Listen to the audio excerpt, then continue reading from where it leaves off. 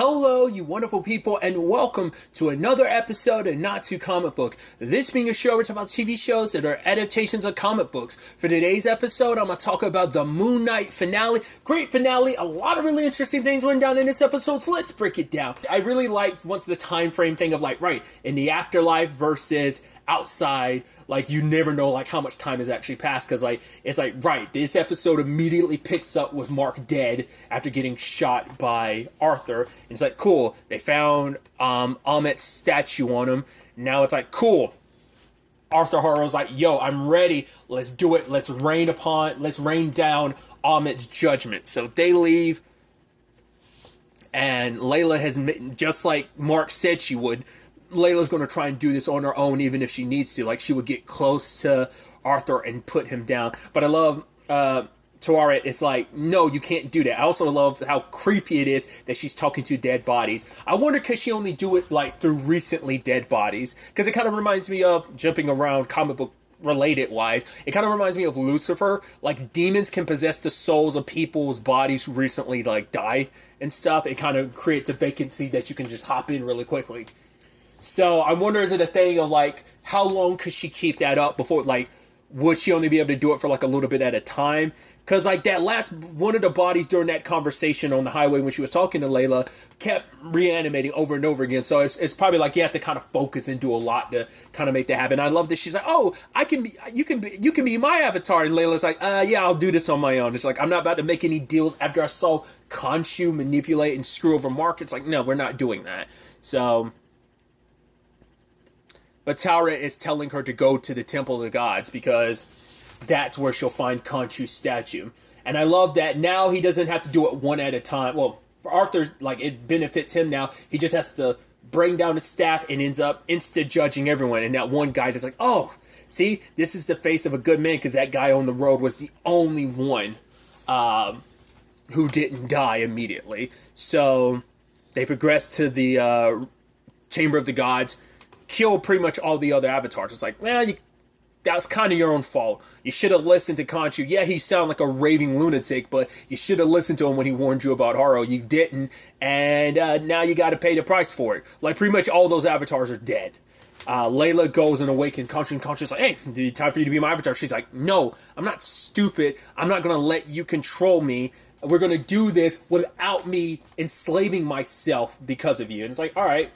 So, I like being able to see, because this episode's the first time we've ever actually get to see Khonshu himself actually fight, which I like the whole, I don't know it's almost this sand, speed thing that he does, where he turns into, sand and wind and kind of, dashes and moves at super speed. It was interesting. I don't know what I expected when we got Ammit. It's right, she's the crocodile lady, and so I was oh, wasn't expecting that voice, didn't expect that look. Really like it, though, but I still was just it's still kind of, because so far, we've gotten to see three other gods. We saw Taweret, I'm always going to butcher her name, Khonshu, and Ammit.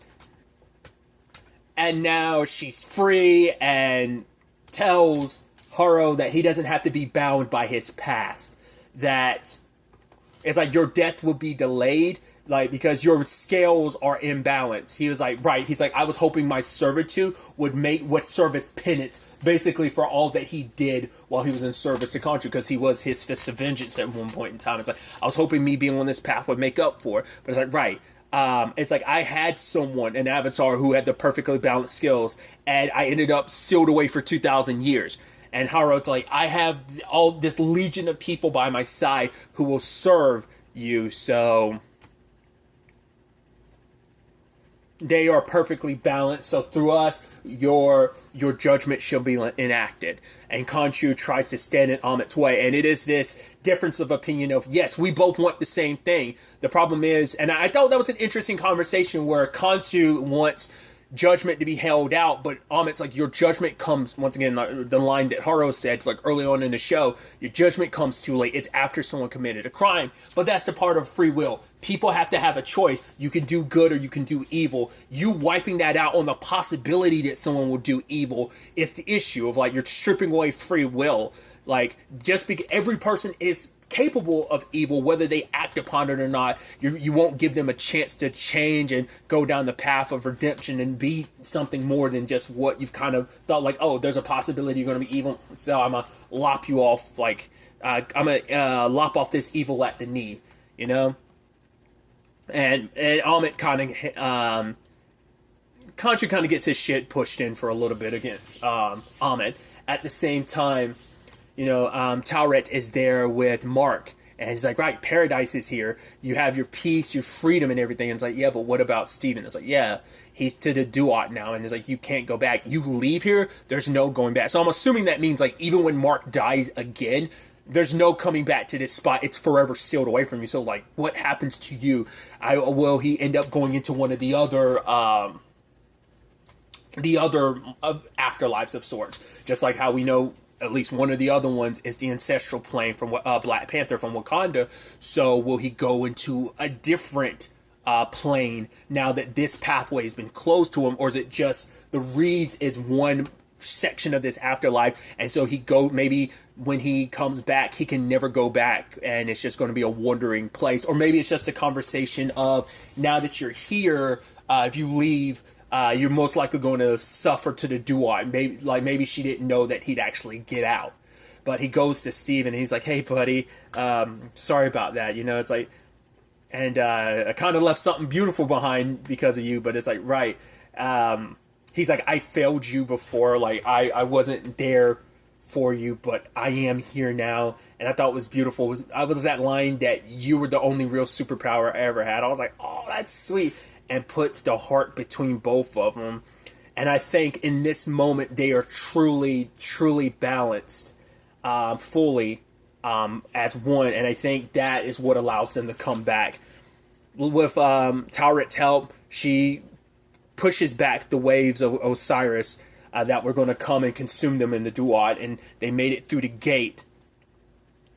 And I like that obviously the transition between Steven and Mark is a lot more, even smoother now than it was before, because there was the chaos before, but that chaos has died down and there's an equilibrium between them now. So, and Khonshu feels Mark's return, and yep, they are Moon Knight and Mr. Knight once again. So, and I love that they're like, right, we do this for you. Our deal has changed because Steven's still around and Mark is around. So how is this going to play differently in countries? Like, right, you do this, I'll let you go. And it's like, all right, cool. And so Khonshu uses his power on the moon god to basically jettison Mark into the air. I guess it's rather than flying, it's more like gliding at high speeds, which is pretty dope. And also everything between Tauret and Layla. It's like, all right, I'll be your... She's like, really? Oh my God, your father would be so proud of you. It's like, wait, you know my father? It's like, yeah, I met him with the Fields of Reeds. I wonder, because she can enter the Fields of Reeds, so I wonder, can she just pop in whenever she wants to? So she'll probably end up like going to her friends, like, oh my God, I'm gonna tell your father all about this. He's gonna be so proud of you. She's like, oh my God, I also have such a great idea for a costume. I was almost hoping it'd have like a mask type of situation. It still looks super badass with like the blade wings and everything too. Well, it's like blades at the end, but like the wings can also act as a shield. Once again, crossing the boundaries, like, Marvel and DC, but it kind of reminds me of the armor. Is it called the Eagle armor? I'm blanking on it. The gold armor that Diana, Wonder Woman has in Wonder Woman 1984, that one at the end. It kind of reminded me of that a little bit. Obviously not as like full cover. It would have been dope to have a mask, but it's like, no.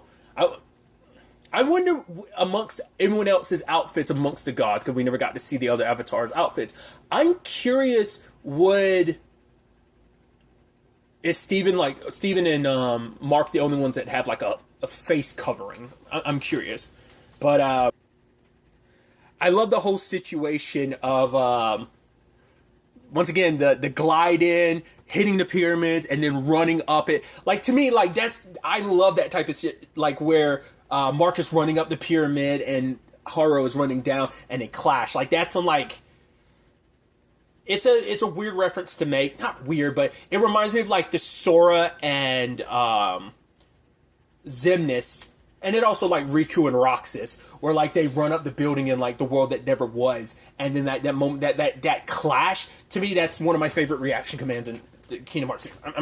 It just reminded me of that, and I think that's just the sickest thing, like running up and down the side of a building at the same time and running towards clashing each other. I know it's like a super anime thing to do, but I love it and thought it was so dope, and I love that you're just like spiraling and flying in the air as they're like hitting each other and crash landing.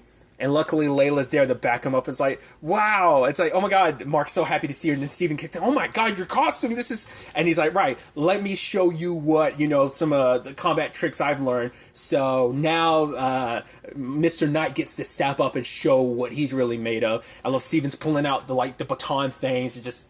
I love that whole action sequence. It was going to be a bombastic action sequence, but I love that. I thought it was so dope, especially like the switch back and forth. Once again, it's smooth like butter now, and so that's really dope. And kind of acting in tandem with Layla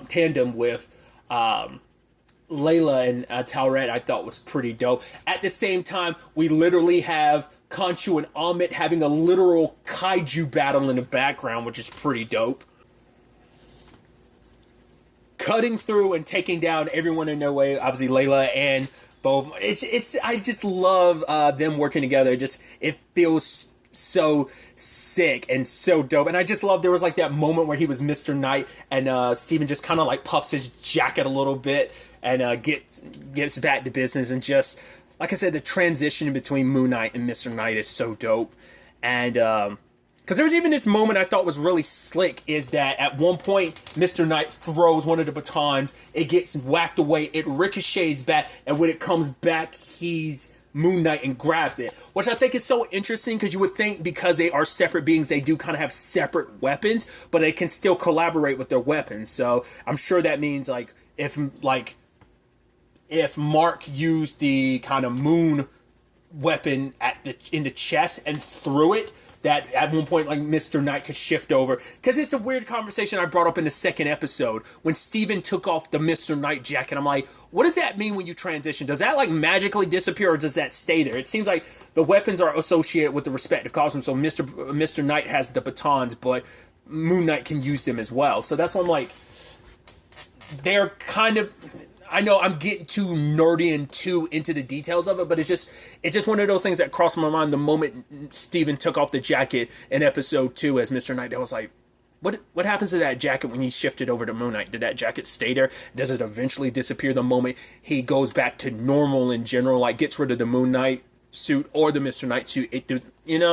Maybe like both suits on both personalities has to disappear first. I don't know. But despite everything, Steven and Mark kind of still get their asses handed to them. Same thing as Khonshu. And it seems like, oh man, I was like, wow, they really... I thought at the last minute, like, Mark was going to do something. I pretty much figured, like, oh, this is going to be the moment Jake steps in. But it's still just a whole, like, blackout thing. And it's just like, I'm back. Wait, it happened again. What? And Layla's like, what happened? He's like, I blacked out. So they got Haro. They're going to lock Amit's body inside of his, which they're able to successfully do it. And Khonshu's like, right, kill him. Because if you don't, while Amit's sealed inside of his body, if you let him live, there's a chance he may come back.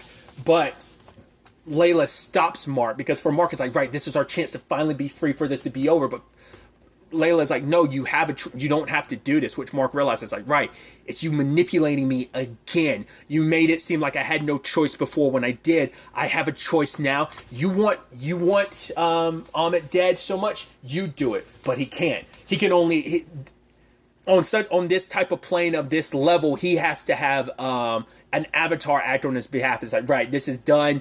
They're sealed away. Now let me go. And he ultimately does, but then they snap out of it and wind up in the asylum.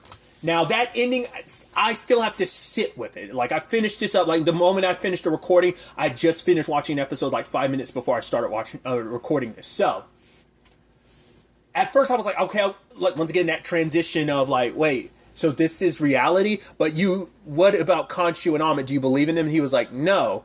And he was like, okay, but what if we say that we believe in something different? He's like, then that means our work will continue. But as he's walking, his feet are bleeding.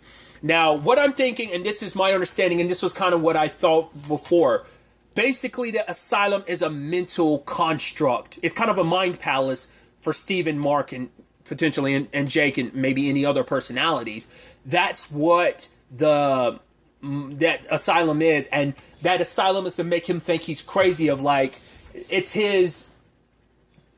him creating a mental mind palace while also dealing with the fact is that his mind is shattered and scattered the way it is, so that it's his brain and mind trying to compensate by taking on the form. Because that was kind of my understanding from the way Tauret was kind of explaining it. Because it was also like there was the afterlife angle to it, but there is also... So I think he kept bouncing back and forth between the mind palace, the afterlife, and their mind palace, because I think that mind palace of theirs kind of exists in its own plane of existence too. So my understanding of that, and I could be completely wrong, let me know your thoughts in the comments down below, that the reason why his feet started bleeding, and he's like, why are my feet bleeding? And I was like, right, you don't know as much as you think you do, because these are constructs in his mental palace that kind of, it's his brain's compensation with everything. And so that's his brain trying to tell him like, oh, you need help, that you are mentally ill. And so I take that as it's his realities bleeding together. It's like, wait, this is reality. It's like, no, reality isn't quite what you think it is. Because you think, oh, you're a doctor treating me. It's like, no, you're a construct in my mind thinking that you're real and this is reality. And it's like, right, what we're going to do is we're going to go save the world. We'll choose to believe that. We'll ignore your diagnosis, doc, and go save the world. And when they wake up, they're back in their apartment. And so... it's like, oh, like both Steven and Mark are here. It still leaves so much open in it because you're like, okay, so what does that mean about Layla? Because Layla said the whole Tauret thing was like, yeah, that's only temporary. And Tauret seems like a decent enough person that she's not going to go back on that. But maybe it could be a thing of like, no, we'll be kicking it for a little while longer. Or I'm always here whenever you decide you want to suit up again type of thing. So there's that. But then we have the ending where... I guess like after they locked her inside of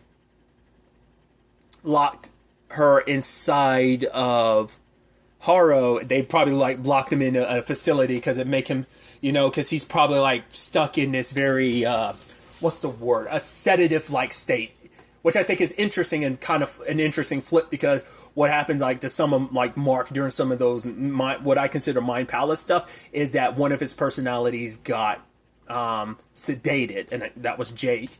This time it ends up being, because I don't think I brought this up last episode, I think this is just something I picked up from other people, that because I don't think that clicked in my head, but the one with the bandage and stuff like that, the first person last episode who woke up in the office, because it was Jake, then Mark, and then Steven in that order. So it's almost interesting that in this facility that Mark would create like a medical facility to be locked up in, and that's where Haro ends up to kind of keep him like, I guess, sedated and locked away so that no one's going to find him. Almost a little bit like Agnes, not Agnes. Well, yeah, it was Agnes, but like Agatha is kind of sealed away. And I think it's a very similar thing in that regard. Like at the end of WandaVision, I think it's kind of a similar parallel that can be made. And someone pulls him out, and I wasn't sure at the end. I was like, well, we see the vehicle, and I know who Jake Lockley's supposed to be in the comics. Is supposed to be like a taxi driver, so he's kind of more chauffeurish in this specifically. But I love that, because I was thinking this was because I don't know if that's something they've edited around, whether they've changed subsequently, because the character that guest star, the actor who passed away that we got introduced in episode 3, Anton, he was supposed to be what is essentially a adversary to Moon Knight. That's basically kind of like, instead of white, he wears a blue, darkish bluish costume or something like that. They're supposed to be like opposites to each other of some sort. I don't know whether that's something they changed or not, but that's what I was almost wondering at the end. It's like, oh, is that what they're setting up? But it's like, no, it's Khonshu. And Khonshu's like, oh, those idiots thought like the entire time I was after Layla. It's like, no, why would I need her when I had the perfect avatar there? So it's been further manipulation that Khonshu was always aware of Jake, or at least it's like, oh, they're a lot more unwell than they think. So Jake is one thing, but once again, we don't know how deep it goes, like how many other personalities there are. But Jake is the one he needs. It's like, oh, when I need shit to get done, Jake kicks in. And so I guess maybe he was waiting for the time. It's like, right, he wanted to keep them thinking like, oh, I'm just about like Mark is the one I needed. Because he said it in that flashback, the last episode, the person, he's like, right, your mind is fractured. You be the perfect avatar.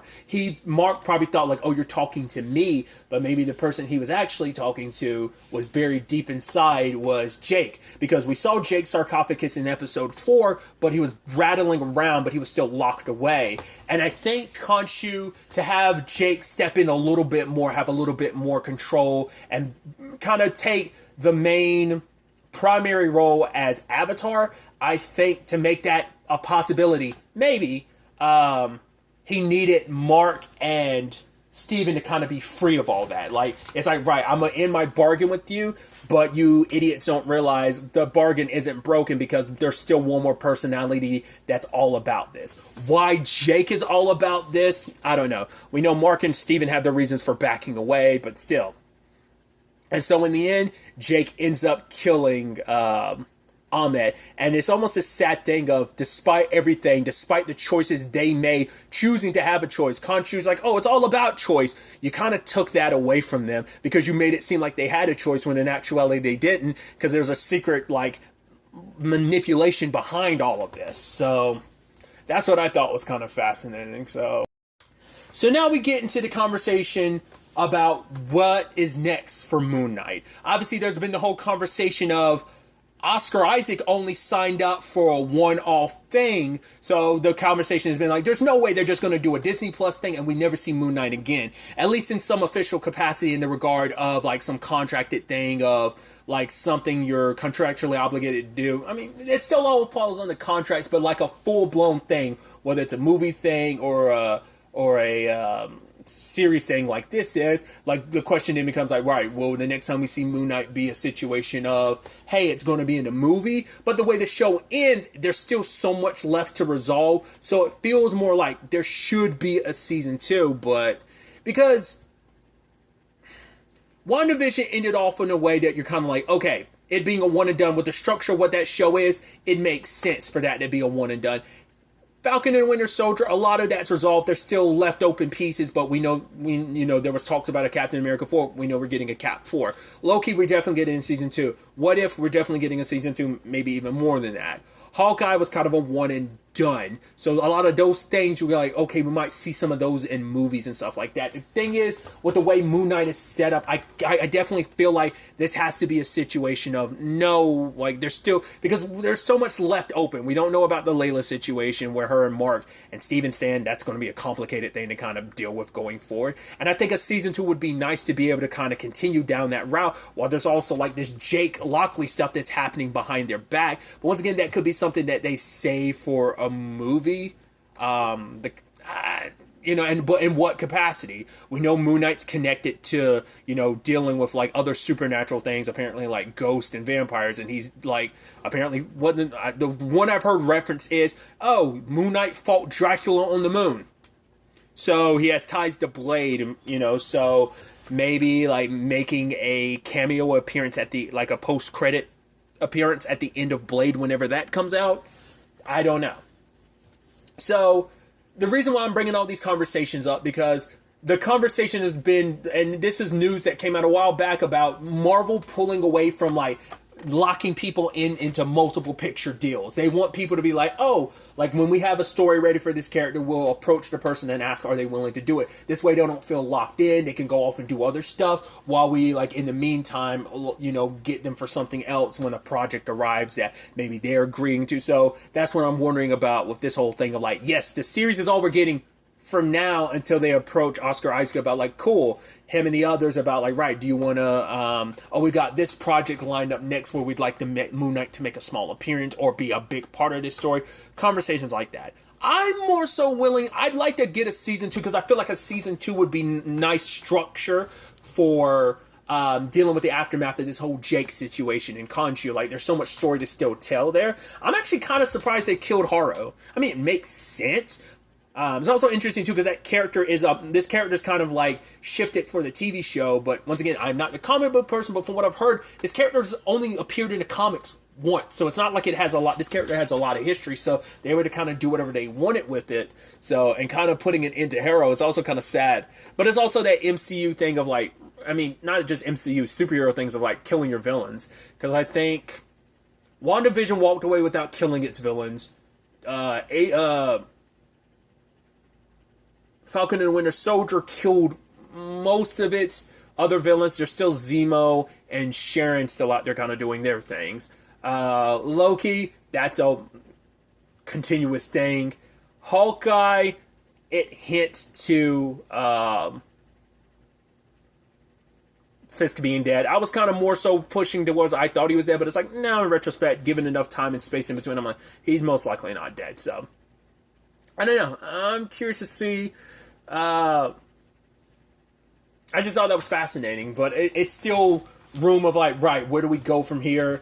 I'm curious, would they, going forward, would they do a thing of maybe Mark and Steven are aware that, hey, they're free of Khonshu, but maybe they decide to still do the superhero thing. So maybe like, right, Moon Knight's suit and all that, the powers and everything are tied to Khonshu, but now that they are free, maybe they'll start actually making an actual costume and they'll just be more of a street level vigilante type of situation. I think it's kind of having your cake and eating it too by both being like, oh, the Moon Knight stuff is real Egyptian god stuff, and then the other thing of like, oh no, it's just you putting on a costume and there's no actual superpowers. I think that'd be an interesting element if that's where they ultimately lead. Because I'm curious, like, if Jake gets it, like, would Jake get a separate costume or would he just get the Moon Knight, the more ceremonial garb that Mark wears? Questions like that. So that's where my mind is. Once again, I just watched the episode. It is, what, 4:24 in the morning at the time of me recording this. So no news is out. There's still the whole thing about, oh, I think Jesse Cox had said this when he on a most recent God, what was it? MCU Crew, where it's like, right, the trailer for episode 6 went from series finale to, or at least something still said season finale, and there's been some rumblings of like, oh, like, was this some slip-ups? Because there's no official word at the time of me recording this, but people are hopeful, and I'm hopeful because I'd love to see a season 2 of this, because at least that way it gives you a better idea, like, okay, we can expect some Moon Knight soon, because Nick, other than this, because there is no other word, you wouldn't know where we get this character again. But I feel like a show would be more perfect, at least until like we resolve where we left off of this cliffhanger. Like, then we can move into like a movie appearances or type of situation. I'm also curious, like, it's gonna be fascinating because at the very least we know that there's a Captain America 4, so like Sam's getting a movie after the Disney Plus stuff, but what is everyone, because Wanda's next appearance is going to be in Doctor Strange, which is coming out like worldwide in the next couple days. But what does that mean in that regard? Like, because like none of the other Disney Plus people get like solo movies, because even Miss Marvel, which is next, is getting the Marvels. So would we get, like, after having the series Moon Knight, we wouldn't get a movie named Moon Knight, or not unless it's Moon Knight in a subtitle, like a lot of like sequels, or like the Captain America sequels had, subtitles, or the Thor movies have subtitles, or even Doctor Strange has a subtitle, or the Spider-Man. So like, I guess it'd be something like that to delineate if like that's. But I just feel like they'd probably keep Moon Knight series format if they decided to keep going, or at the very least with the season 2, keep it TV show format so it wouldn't be confusing, and then like he'd make appearances in the movies. I don't know. That's my thought. I'm kind of rambling, but just kind of letting you know where my mindset is. Like I said, I'm fascinated to hear, because I've watched a few different people and their criticisms. Once again, I understand people's criticisms of it. It's just always that thing of like, I was like, okay, I see your point of view. I don't agree with it, or at the very least, I say it time and time again. I never hit the same walls that other people do when it comes to certain things. Like, I just enjoy something. And maybe it's just I'm Mr. I enjoy everything. Am I saying, like, the MCU can do no wrong? It's just, no, I just don't get caught up in that. I'm just like, I enjoy it for what it is. And I think about it a lot, but I also don't, maybe it's because I'm coming at this with no comic book knowledge. So I didn't kind of go into this having expectations on what I wanted. And even people who aren't well versed in characters still wish the story was structured in certain ways, which I'm not going to fight anyone on feeling that way, because it's a very subjective thing of like, okay, did you enjoy this thing? Yes or no? You might have enjoyed certain parts of it, but you had your criticisms and critiques. That's fine. So that's really all I have to say on it. So I'm very interested to see how people feel about this finale, what other people might have taken away from it, because maybe my thoughts on how it played out aren't quite matching up with where everyone else stands. So, but I think really that's all I wanted to talk about. To the next time we meet, be happy, be safe, live life to the fullest, and enjoy it. Good day and goodbye.